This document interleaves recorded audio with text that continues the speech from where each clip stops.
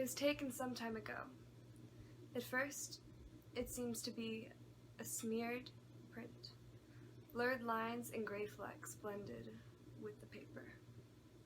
Then, as you scan it, you see in the left-hand corner a thing that is like a branch, part of a tree, a balsam or spruce, emerging, and to the right, halfway up what ought to be a gentle slope, a small frame house. In the background there is a lake, and beyond that some low hills. The photograph was taken the day after I drowned. I am in the lake, in the center of the picture, just under the surface. It is difficult to say where precisely, or to say how large or small I am.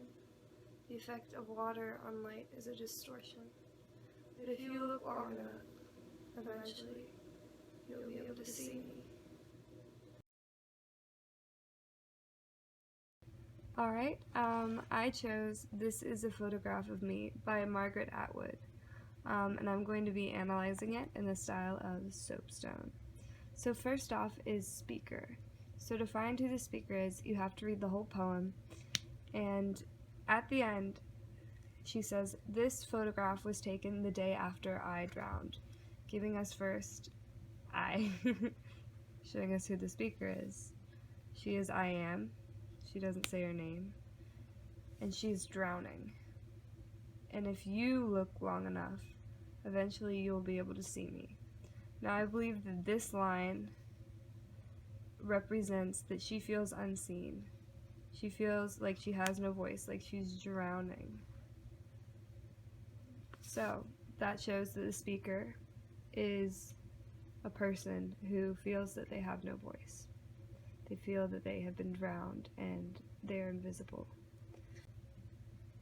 Next is the occasion. Now, the occasion, unfortunately, is her death, the day after she drowned. And this shows how life has just beat her so much that she no longer has a voice, she no longer can be seen, and she has just faded away, and you can't tell the impact she's made on the world, how large or small she is, because it's distorted by the light.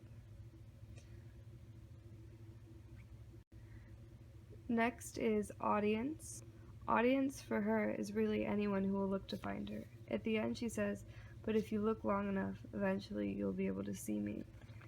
And this shows that she wants you to find her. It's you. She wants anyone to find her, to hear her, to listen to her voice.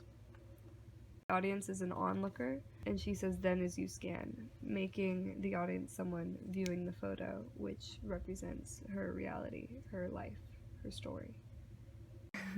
Next is purpose, and the purpose of this poem to me is a cry for help. Now there are a couple times where she addresses the audience. She says, "Then as you scan it, you see in the left-hand corner."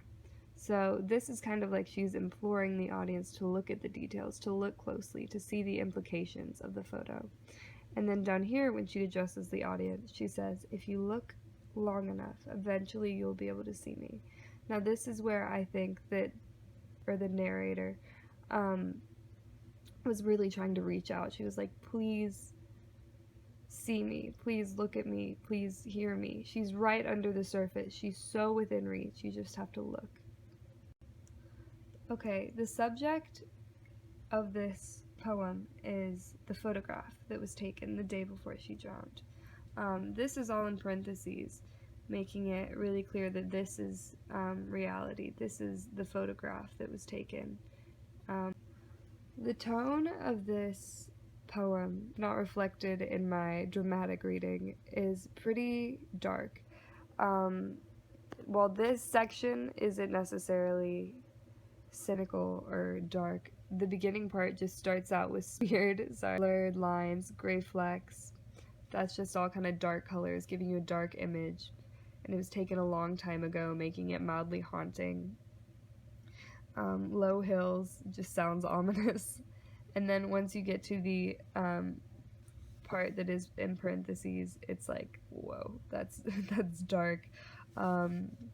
So she has a dark tone throughout the story, and then the poem, and then at the end she says, eventually you will be able to see me. And I feel that even though it is dark, she's dead in a lake, that's kind of an optimistic ending to it, because you can see her if you look. You just have to look for her. But yeah, the tone is why I was drawn to this poem, because I like things that are haunting.